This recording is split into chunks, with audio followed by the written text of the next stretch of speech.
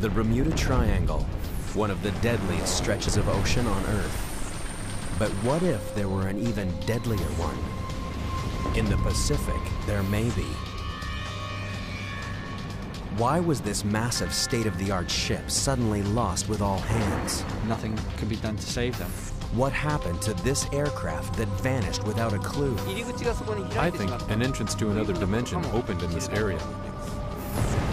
What deadly forces send sailors to their doom? It's really a terrifying experience for those that were on board. The world's most powerful navy knows the dangers well. The moment you stop respecting it or fearing it is when things go wrong. Join the search to fathom the Pacific Ocean's deadliest enigma. A quest that takes us over, on, and deep into the depths of the deep blue graveyard called the Devils Sea.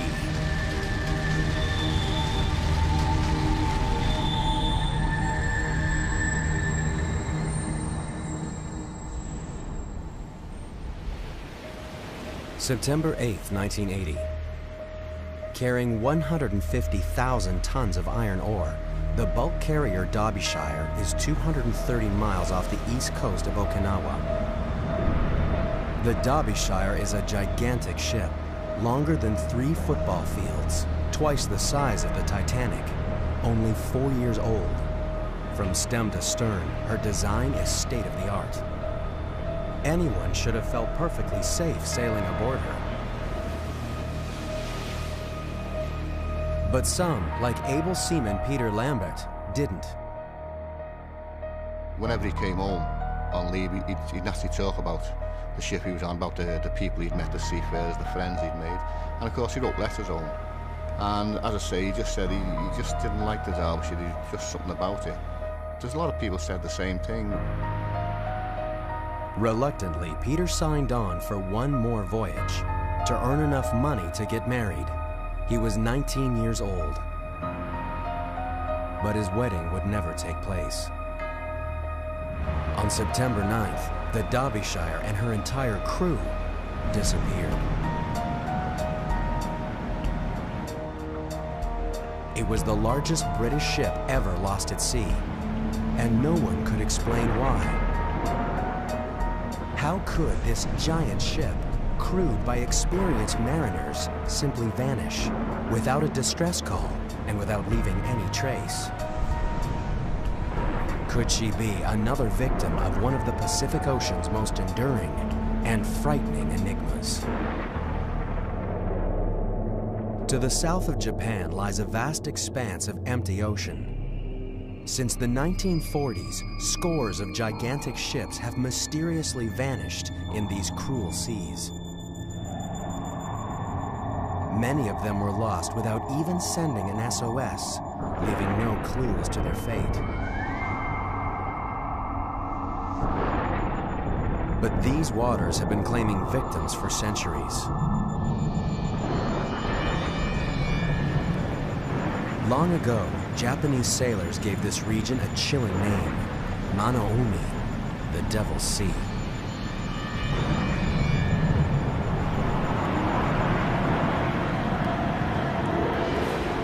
Japanese legends tell of unknown forces that overpower the strongest of ships, and great sea monsters that drag sailors to their death.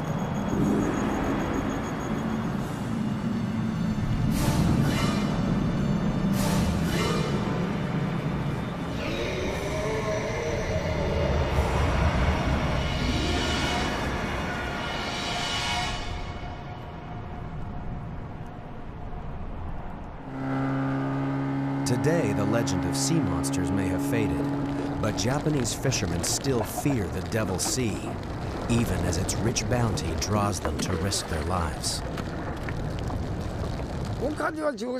A Devil's Sea is also an abundant sea. Fish always cluster here. These seas are very different from other places. Waves change quickly and unpredictably. So if you're relaxed on a boat in these places, you will get into trouble. Intrigued by persistent reports of mysterious disappearances, Some have searched for patterns that might solve the enigma of the Devils Sea. Some claim that when plotted on a map, the modern disappearances form a triangle of doom. But that's only the beginning. The triangle in the Devils Sea lies on the same lines of latitude as another infamous stretch of ocean on the other side of the world, the Bermuda Triangle. Could this be more than coincidence? Could the Devils Sea be another Bermuda Triangle, or even deadlier than the Bermuda Triangle? There are those who think it might be. Author and expert in paranormal phenomena, Professor Junichi Yaoi has controversial theories about why so many ships have disappeared in the Devils Sea. There are many possible answers for this. Basically, I think some of the tankers sank because of the condition of the sea, because these incidents happen in seas which could be rough, or because of storms. However, if these tankers had just disappeared, I would say they might have gone to another dimension. I think there was an entrance to this other dimension opened from that area. Most scientists dismiss Professor Yaoi's theories as science fiction. But in the Devils Sea, ships keep disappearing.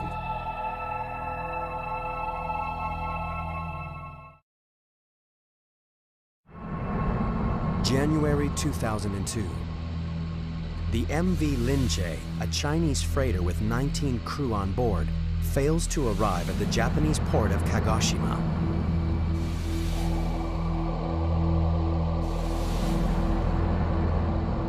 As months go by, authorities are at a loss to explain what has happened to the Linjie.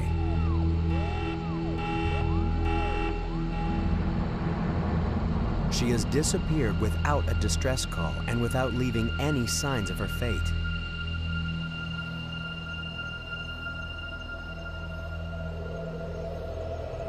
Professor Yaoi has his own theories on what may have happened.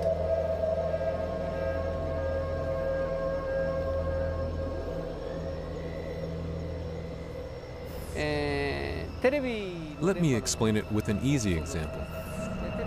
Imagine a radio wave. TV programs, such as a drama, a documentary, and news are made in a studio. When these programs are broadcast, their mode is changed to a radio wave, which we can't see nor touch. So what I'm telling you is maybe the different dimension is here in the place we live, but we just can't see nor touch it.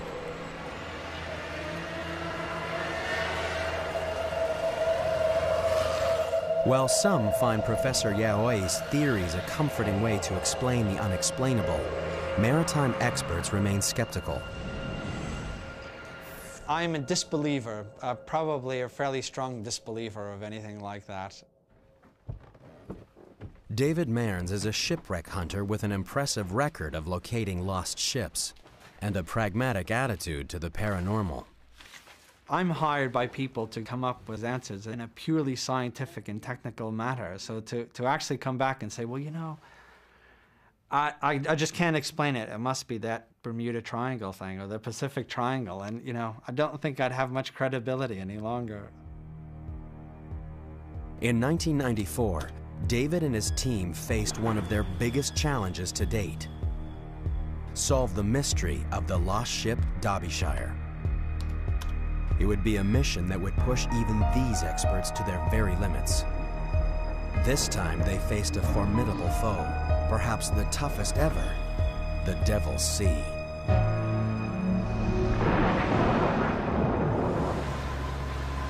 The crews of Patrol Squadron 47 know how hard it is to find anything on this featureless ocean. The U.S. Navy's eyes in the sky are charged with anti-submarine warfare, surveillance, and search and rescue. There's really nowhere in this theater that we can't get to within a certain amount of time. We've always got a ready plane that'll launch within 1 hour that's always available. So if there's any kind of search and rescue mission needs to be done, any kind of piracy activity, anything that has to be done, BP-47 can get on station as soon as possible. The airmen know this region like the back of their hands. But even they can't explain everything they experience out here. There's been some stories, there's been some rumors about strange things happening on the aircraft. Acoustically, we pick things up that sometimes don't get recorded. You know, we'll hear something that sounds kind of funny. We'll get back, we'll play it on the recordings, it's just not there. Yeah, there's a lot of stories about seatbelts coming uncrossed, hatches opening and closing by themselves in different areas you fly around. In a high-tech, high-risk job like this, it pays to be on your guard. The men and women who fly these unfriendly skies know that it isn't just ships that disappear out here. The skies over the Devils Sea have claimed their share of planes. One mysterious disappearance more than any other haunts the crews that fly here every day. March 22nd, 1957, 4:48 a.m. A USAF C-97 Stratofreighter departs Wake Island, bound for Tokyo International Airport with 67 military personnel on board.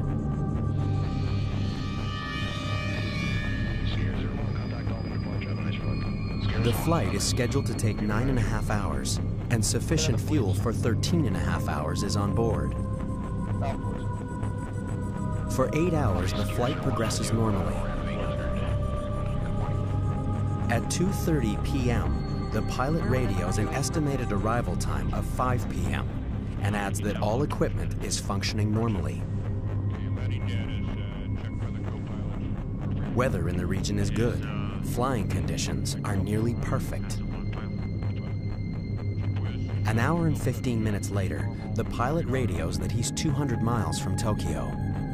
Air traffic controllers expected the aircraft to arrive within 2 hours. But the C-97 never touches down at the airfield.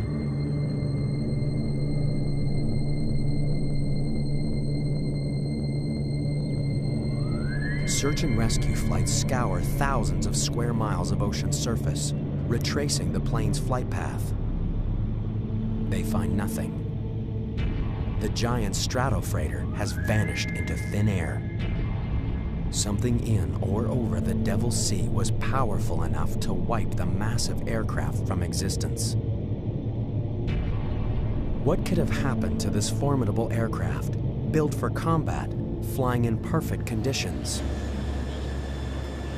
To this day, no one knows. It remains a mystery, and an unknown hazard that the men and women of the military must accept in the line of duty. Normal radar altimeter is 1,000 pilot. The Devils Sea hides its secrets well, but daring expeditions and groundbreaking research are beginning to reveal some startling answers to age-old questions. Just like the Bermuda Triangle, nothing is ever as it seems in the Devils Sea.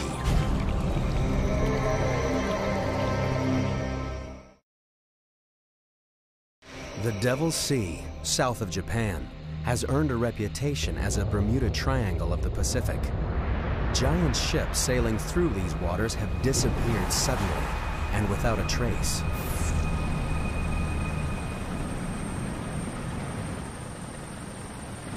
The Japanese Coast Guard report over 2,500 shipping accidents in the waters around Japan every year.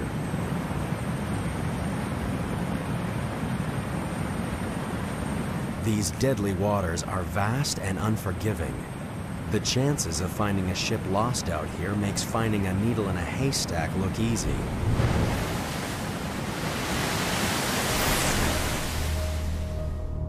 That's why, 14 years after the giant ship Derbyshire was lost without a trace in the Devils Sea, most believe she would never be found.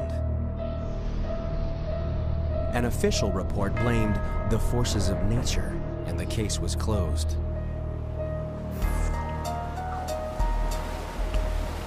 But the families of the Derbyshire's crew weren't willing to let them go quietly into the night. They wanted answers. All we wanted really was the evidence to prove exactly what happened to that ship and why 44 people had lost their lives. We were told the only way we'd get a reopened formal investigation is if we had new evidence, and the new evidence would only be the Derbyshire. And everyone was confident, the shipping industry that is, that would never find that ship. but the families refused to give up.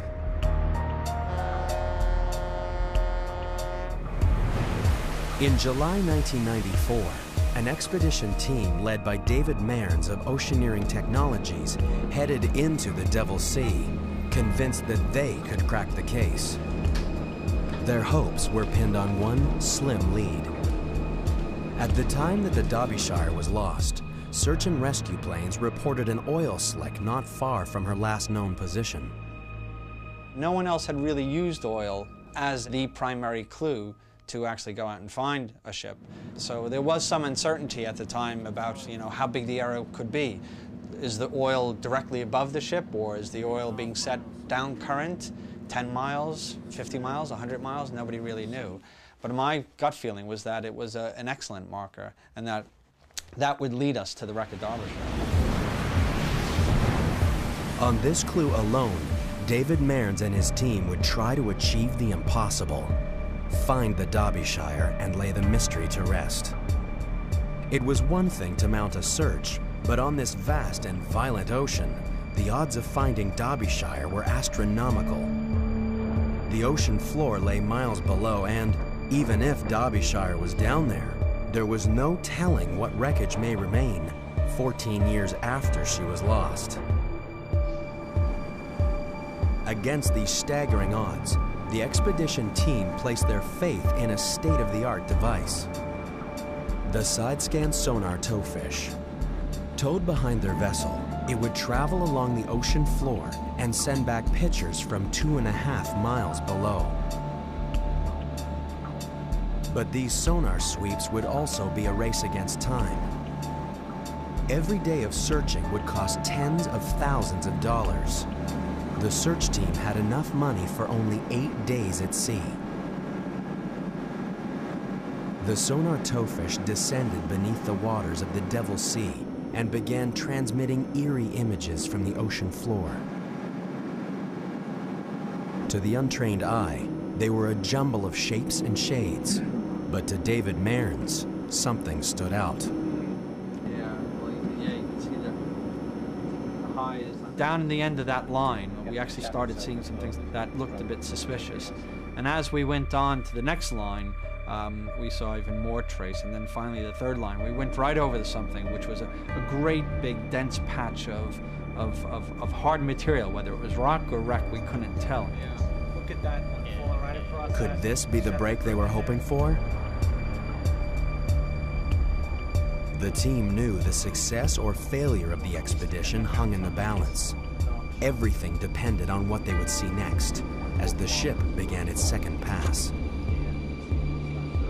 As we were approaching, literally right to the point of the sonar starting to pick up the images, we lost the towfish.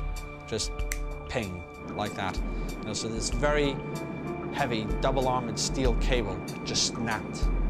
And there goes our $600,000 towfish off the back of the ship, and we knew immediately it was lost. The sonar towfish, their best chance of success, was lying 2.5 miles below on the seabed. Time was running out. Round 1 to the Devils Sea. And before a recovery can be attempted, a storm threatens on the horizon, and the team must batten down the hatches and brace for impact. They're painfully aware of what the weather can do out here. In living memory, a storm devastated the most powerful navy ever to sail the seas. Today, that same navy is armed with awesome technology and steeled by the lessons of history. But are these sailors destined to once again face the wrath of the Devils Sea? For centuries, the Devils Sea has terrified all who sailed its treacherous waters and taken many of them into its deadly depths. This is a place so fearsome, it spawned ancient legends of demonic forces and modern speculation that it might be another Bermuda Triangle. But since the middle of the 20th century, a powerful human presence has cruised its mysterious waters. At the end of World War II, the U.S. Navy 7th Fleet based itself in Japan and has ruled the Pacific ever since. The 7th Fleet sails Japanese waters without fear, at least of any human adversary. But these sailors know that if you drop your guard, the Devils Sea can turn on you in the blink of an eye. A lot of times you have fair winds and following seas. That's as good as you get. You look out here on the horizon and stuff, we got a nice breeze, sun's shining. You know, if I wasn't in the Navy, I'd probably be out here getting a tan right now. But we could walk out here 4 hours from now and bam, just like that. It seems like the devil's beating his wife. So you never know what's gonna happen. To survive in the Devils Sea, you have to know what it's about to throw at you. In this danger zone, the Top Guns aren't fighter pilots, but a handful of meteorologists who scan the sea and sky for any sign of trouble. For these men, failure is not an option. The slightest error could take them into the path of danger, and some of the most murderous weather the planet could generate will slam into their ships. It seems incredible that these powerful warships, built to repel the most daunting foes, could be so vulnerable to the assaults of nature. But the Devils Sea has already shown what it can do to them. A tragedy that still haunts the Navy.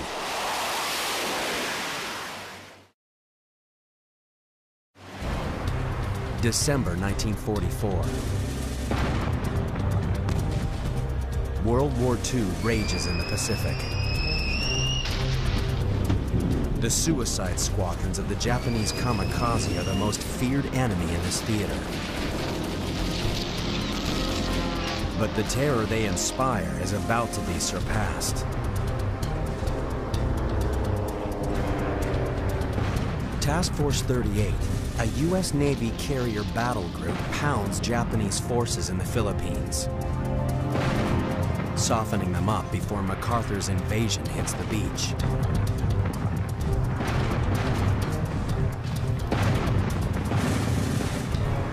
After 3 days of bombarding the enemy, they must break off the attack and steam into formation to refuel. But just over the horizon, a deadly force is gathering strength. A force far more destructive than anything the Japanese could throw at them. As the ships struggle to refuel in growing seas, they're stalked by the growing fury of a powerful typhoon. There's nowhere to hide as the storm strikes. Suddenly, the sailors of Task Force 38 are thrown into the fight of their lives. The seas were described as mountainous, very high seas, and of course the ships were rolling and pitching. The wind was between 50 and 75 knots with gusts of as much as 120. So the noise level was terrific, and of course the ships were moving from side to side and up and down. It was really a terrifying experience for those that were on board. In fact, there were some sailors who had faced the kamikaze menace and found that the typhoon was probably the worst experience of their lives. For the men of Task Force 38, the next 24 hours were a living hell. Storm-force winds and 60-foot waves pounded them, capsizing 3 destroyers, badly mauling 16 other ships, sweeping more than 200 planes off the carriers, starting raging fires below decks. When it was over, 765 American sailors were dead. It was the U.S. Navy's worst natural disaster of the 20th century. The mighty fleet limped back to port, bearing the scars of battle. The murderous typhoon had caught Task Force 38 by surprise. To prevent a disaster like this from ever happening again, the Navy set up weather forecasting stations throughout the Pacific.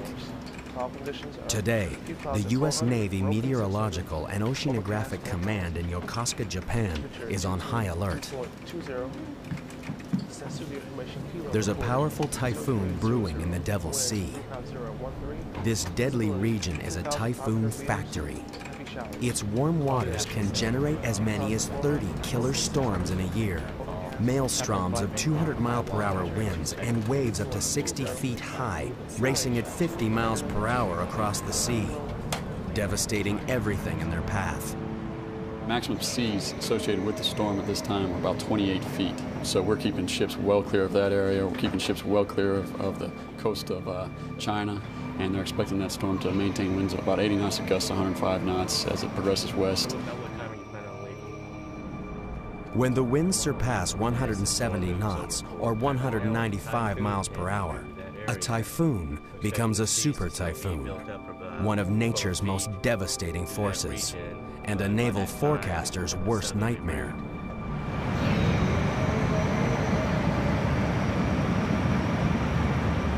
In a super typhoon, you can have seas well in excess of 35 feet, and much larger than you ever want to see a ship encounter.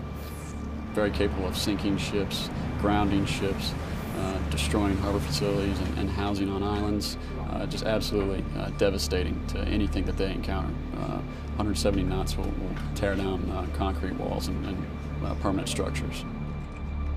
A naval weatherman's job is to ensure that when a meteorological monster like this churns across the sea, one thing that it won't encounter is a ship of the U.S. Navy. If they're close enough to land, they can ride out the storm in the relative safety of a harbor. But ships too far from land have no option but to ride out the fury of the storm. Many of the ships lost in the Devils Sea have disappeared during the worst winter months, when storms are most frequent and deadly. But these are giant ships, built to withstand the worst conditions. A typhoon alone shouldn't sink them. When the giant bulk carrier MV Derbyshire sailed into the Devils Sea, it was September 1980, the heart of the annual typhoon season. At 10:19 a.m. on September 9th, the captain reported that Derbyshire was battling 70-mile-per-hour winds and 30-foot waves.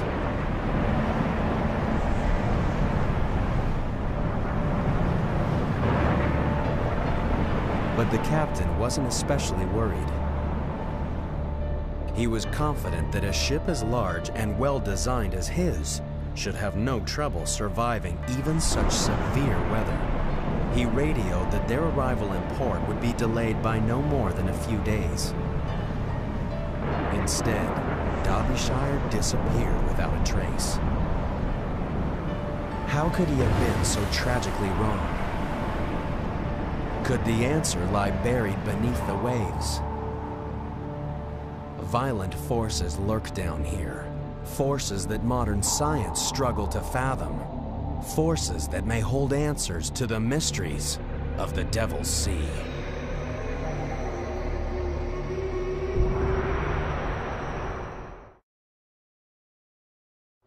Some call Japan's Devils Sea the Bermuda Triangle of the Pacific. Ships and airplanes vanish here without a trace.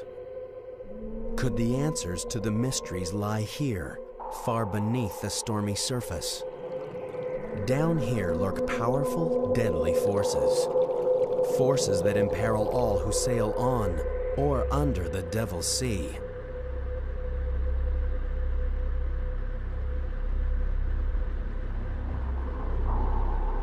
The Devils Sea has been a watery grave for submariners. It took an especially heavy toll on the submarine fleets of World War II. 1 in 5 U.S. Navy submarines never returned from the sea, and nearly half of the 52 U.S. submarines lost during World War II met uncertain fates. Today, researchers are uncovering the deepest secrets of the Devils Sea. The Japanese Marine Science and Technology Center regularly send craft into these dark depths. The Shinkai 6500 submersible is the pride of the fleet, built to dive to the bottom of the world's deepest oceans. Marine scientists spend long hours in the inky depths, opening up an unseen world on a scale that is scarcely believable. In some places, the deep rifts in the ocean floor drop 37,000 feet beneath the surface. If the highest mountain in the world, Mount Everest, were to rise from this abyss, it would still be over a mile below the waves. Researchers have only scratched the surface of this undersea world. Could this be the final resting place of the World War II submarines lost to unknown causes? There is no telling what these shadowy depths could hide.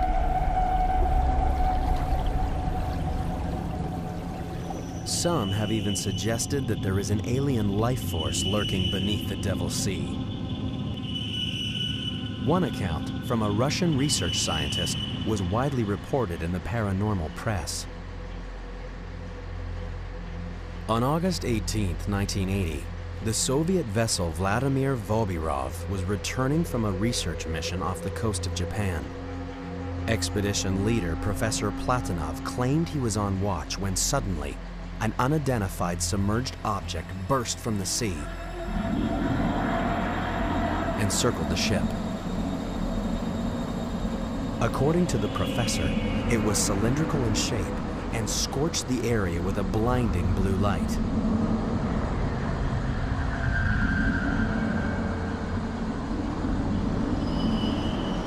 The professor reported that the strange craft was like nothing of this world, an unidentified object that circled the ship for several minutes and then plunged back into the ocean as suddenly as it had appeared.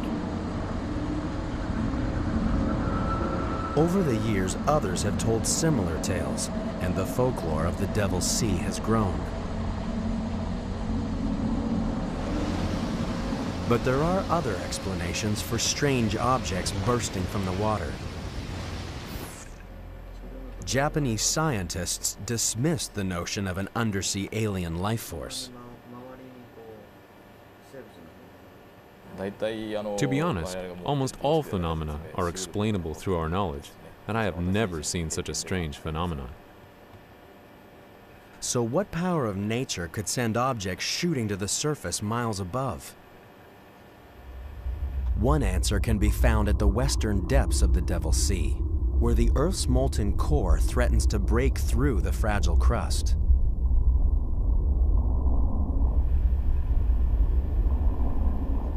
Without warning, violent forces can burst from the ocean floor and then disappear just as quickly, leaving no evidence of their fury. Except perhaps the mystery of a vanished ship. In the 1950s, a New York Times report on a mysterious disappearance first brought the world's attention to the Devils Sea.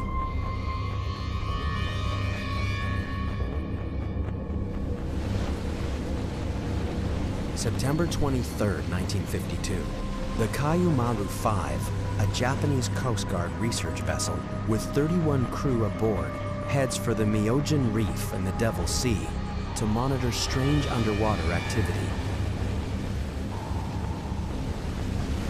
Making good speed, the crew expects to reach the reef in less than a day.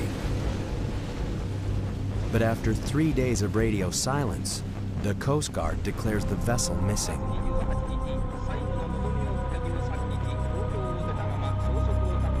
Ships in the area change course to search for survivors.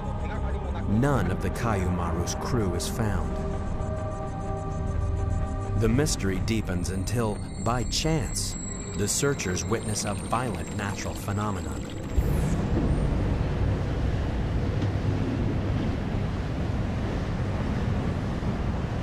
If this had suddenly erupted under the Kayumaru, she would have gone instantly to her doom, with no time even to signal her distress.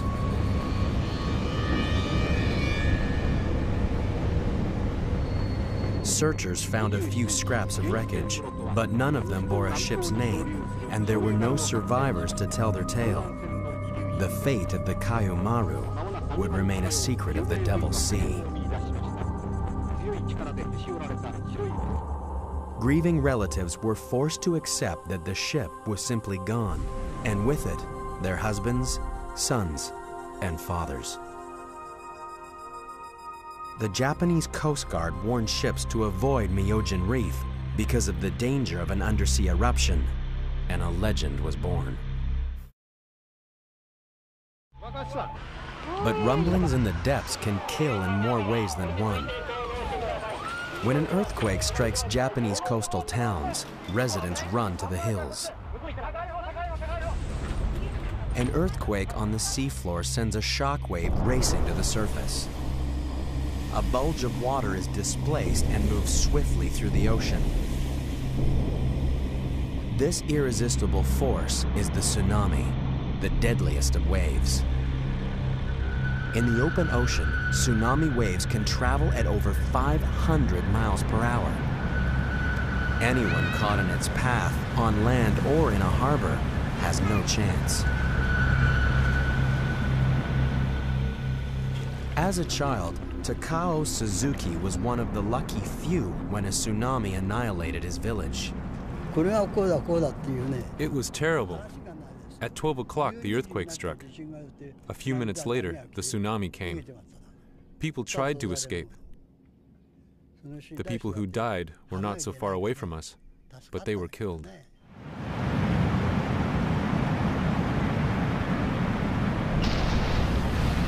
Throughout history, tsunamis have taken the lives of hundreds of thousands of people. Today, tsunamis still wreak havoc along the coast of Japan. And all too often, people don't realize the threat they pose until it's too late. No one is more aware of the awesome force of the tsunami than Chip McCreary of the Pacific Tsunami Warning Center.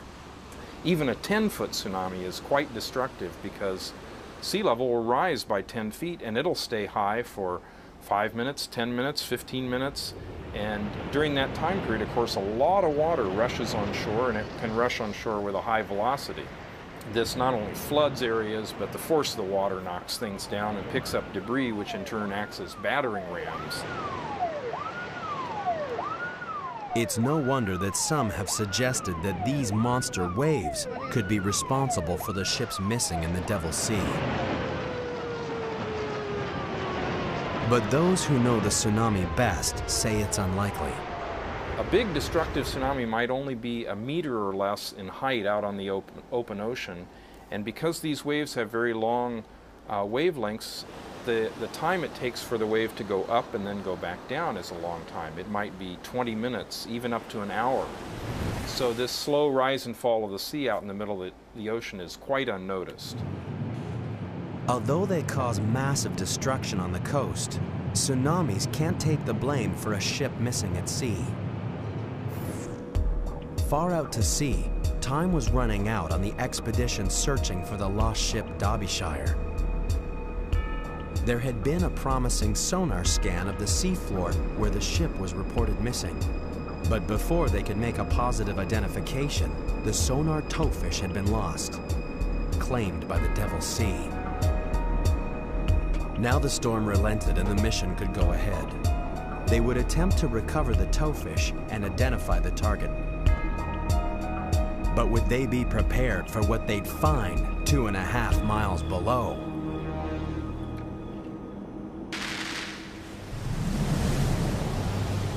Nothing is safe in the Devils Sea, thought by some to be the Bermuda Triangle of the Pacific. Ships disappear from the surface, submarines dive to their doom, aircraft vanish from the skies.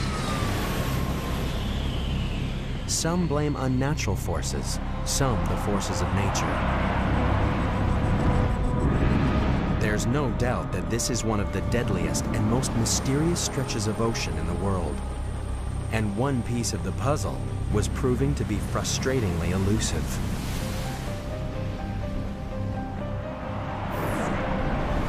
the Devils Sea had foiled one attempt to solve the mystery of the lost ship Derbyshire.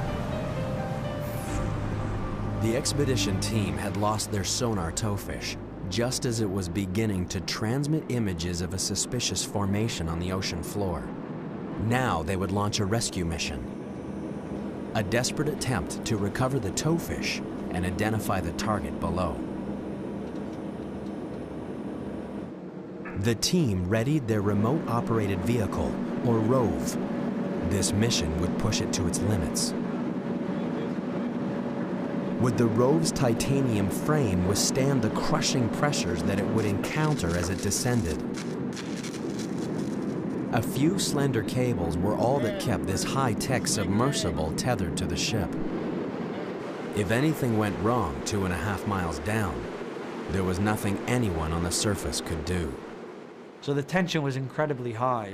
You've got a very expensive piece of equipment sitting on the seabed, and there's a wreck down on the seabed that you know it's the wreck you want, but without that picture proving it, no one will believe you. So if you had come back, you know, without being able to do that, you'd have failure on every single front. We recovered our towfish, which was technically a very difficult thing to do, picking up this 1-ton probe and bringing it onto the deck. And then we had to dive on the target, and we had about 6 hours of time left before we actually had to leave. The anxiety on board grew as never before seen images appeared out of the gloom. The ROVE picked up a trail of glittering iron ore, the cargo the Derbyshire was carrying when it disappeared.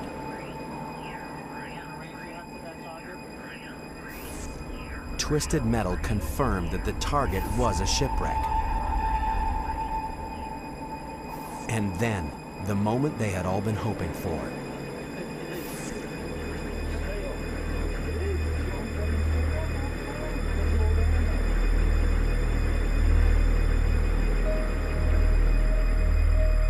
Proof at last that the mighty ship had not simply disappeared, that behind this mystery at least, there lay an answer.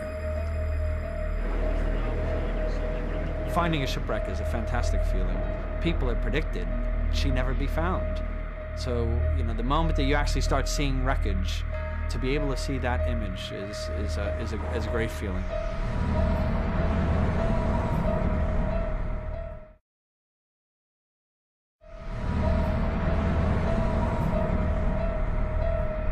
For Paul Lambert of the Derbyshire Family Association, the news brought relief and a sudden crushing sense of loss. A lot of families at the back of their minds still did not accept the Derbyshire had sank. You know, there's a lot of desert islands in that area, and some of them still felt that the husbands, the sons and daughters were actually on a desert island. We remember those who lost their lives at sea while sailing on the merchant vessel Derbyshire. And when you actually find the ship, then that belief is taken away. So there's a lot of mixed emotions, you know, this sudden reality that, you know, the loved one wasn't coming home. Even though it was 14 years after the ship had sank, they still held on to that belief. Jeffrey Victor Underhill. After 14 painful years, the families of the disappeared had the answers they'd been searching for. Raymond William Taylor. Peter Lambert. Nigel Coates. Against the odds and confounding the critics, David Mearns and his team had achieved the impossible. They had found the twisted remains of the Derbyshire. But the question remained, what catastrophic event could have sent her to the bottom? The findings of the expedition helped maritime experts piece together the doomed ship's final moments. Derbyshire was caught in a typhoon she couldn't outrun. The storm waves were almost exactly the same length as the ship, so as Derbyshire descended down each wave, it pushed her bow into the next one. As wave after wave rolled over her, they tore away her bow fittings and flooded her forward hold. Now the bow is actually biting into the waves, and they probably knew at that time they were in real trouble. They could feel it. An experienced master and crew could actually feel the sluggishness of the vessel rising to the waves, because they know the forward section is now being flooded. With her bow held underwater, it was only a matter of time before the waves stove in cargo hatches 1 and 2, and the ship began a descent from which she could never recover. The relentless sea tore her into 3 pieces and crushed her as she sank. The crew had no chance. There was no way for them to launch their lifeboats or to be saved in any way. They just had to hope that the ship somehow rode it out even while she was foundering. But I think there would have been some minutes there where they knew, possibly as many as 10 minutes, where they knew that that nothing could be done to save them.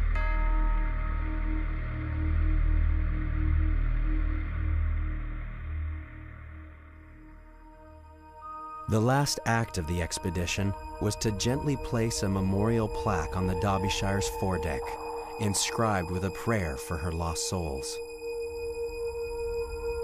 Tragically, the Derbyshire wasn't the only ship lost in this way. Just a few years after Derbyshire was lost, her 2 sister ships were also torn apart by storms they ought to have survived because of the same design faults. The Derbyshire tragedy led to improved safety features that are now standard on new ships. But many older ships suffer the very same flaws that led to Derbyshire's demise. For Paul Lambert, the fight is far from over. The mystery of the Derbyshire may be solved, but he won't rest until every ship is made safe. I don't want my brother, Peter, and the other 43 people's lives who have been lost for nothing. And the only way we can do that is to get the recommendations implemented. I want people to remember Derbyshire and for the lives she's going to save.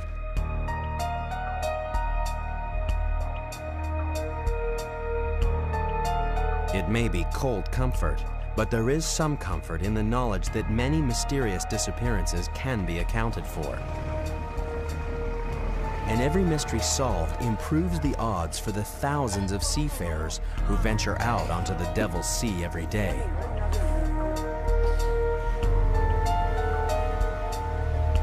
Maritime experts are confident that, eventually, even the most perplexing mysteries will give up their secrets. When you're at sea on a ship and you're out there and there's nothing else, there's you and your crew and your vessel, things happen, nobody knows, and Derbyshire was one of those ships where if we hadn't found it, nobody would ever know. And if you wanted to think she was overcome by the forces of some unexplained phenomenon, people could have believed that as well. But we've proved that that was incorrect. Now we know why she sank. So that's what gives me the confidence that these things are explainable. At least in the case of Derbyshire it is. But for some, the enigma will always remain.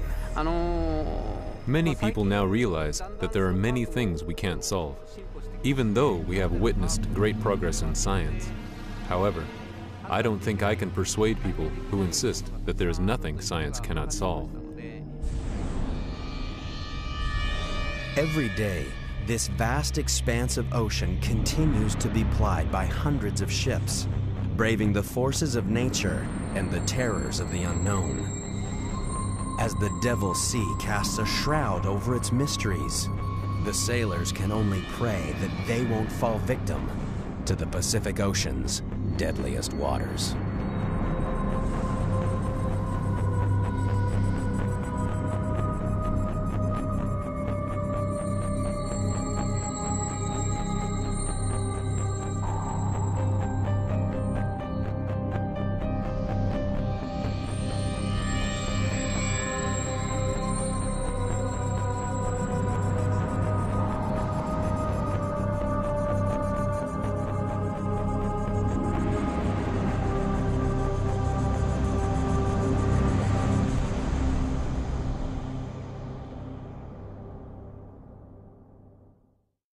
Stern, her design is state-of-the-art. Anyone should have felt perfectly safe sailing aboard her. But some, like able seaman Peter Lambert, didn't. Whenever he came home on leave, he'd naturally talk about the ship he was on, about the people he'd met, the seafarers, the friends he'd made. And of course he wrote letters home. And as I say, he just said he just didn't like the Derbyshire, there's just something about it. There's a lot of people said the same thing. Reluctantly, Peter signed on for one more voyage to earn enough money to get married. He was 19 years old. But his wedding would never take place. On September 9th, the Derbyshire and her entire crew disappeared. It was the largest British ship ever lost at sea, and no one could explain why. How could this giant ship, crewed by experienced mariners, simply vanish without a distress call and without leaving any trace? Could she be another victim of one of the Pacific Ocean's most enduring and frightening enigmas? To the south of Japan lies a vast expanse of empty ocean. Since the 1940s, scores of gigantic ships have mysteriously vanished in these cruel seas. Dismiss Professor Yaoi's theories as science fiction. But in the Devils Sea, ships keep disappearing.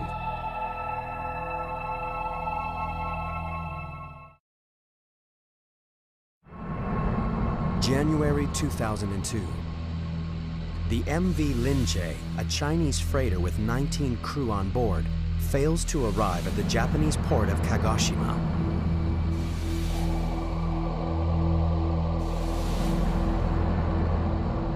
As months go by, authorities are at a loss to explain what has happened to the Linjie.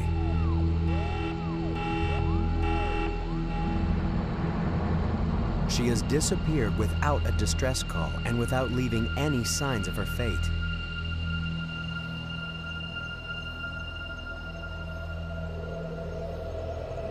Professor Yaoi has his own theories on what may have happened.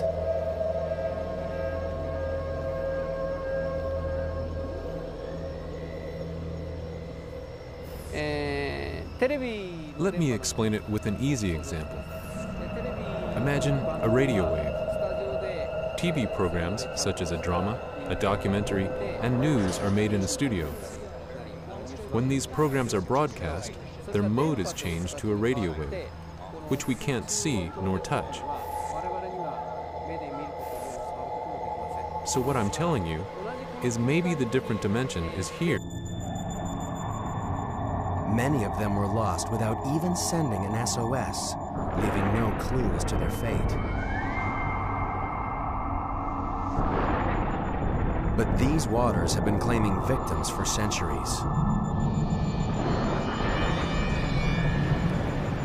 Long ago, Japanese sailors gave this region a chilling name, Manoumi, the Devil's Sea.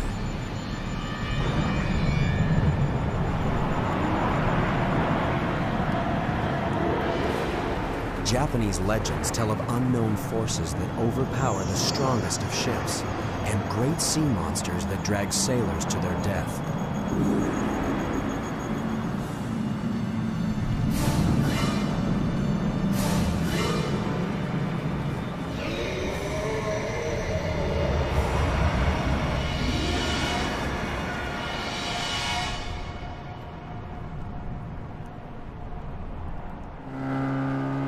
Today, the legend of sea monsters may have faded, but Japanese fishermen still fear the Devil's Sea, even as its rich bounty draws them to risk their lives.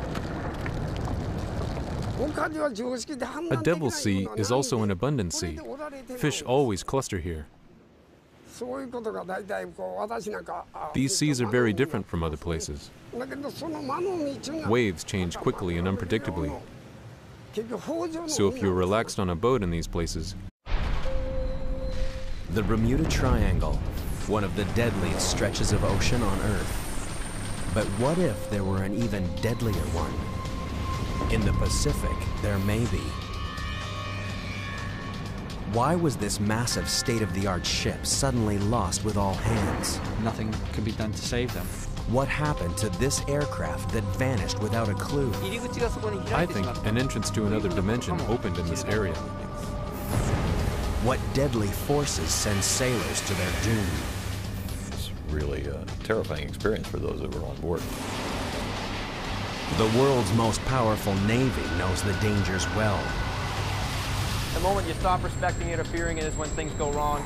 Join the search to fathom the Pacific Ocean's deadliest enigma. A quest that takes us over, on, and deep into the depths of the deep blue graveyard called the Devils Sea.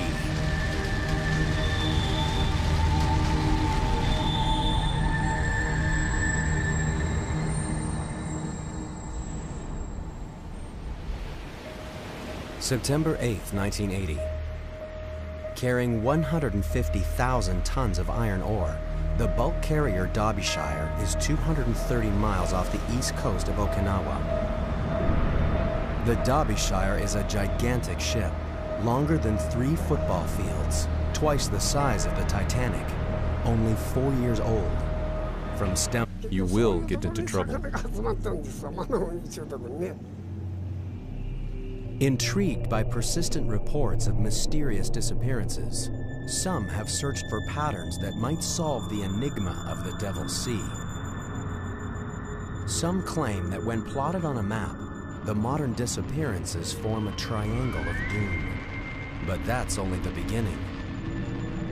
The triangle in the Devils Sea lies on the same lines of latitude as another infamous stretch of ocean on the other side of the world, the Bermuda Triangle. Could this be more than coincidence? Could the Devils Sea be another Bermuda Triangle, or even deadlier than the Bermuda Triangle? There are those who think it might be. Author and expert in paranormal phenomena, Professor Junichi Yaoi has controversial theories about why so many ships have disappeared in the Devils Sea. There are many possible answers for this. Basically, I think some of the tankers sank because of the condition of the sea, because these incidents happen in seas which could be rough, or because of storms. However, if these tankers had just disappeared, I would say they might have gone to another dimension. I think there was an entrance to this other dimension opened from that area. Most scientists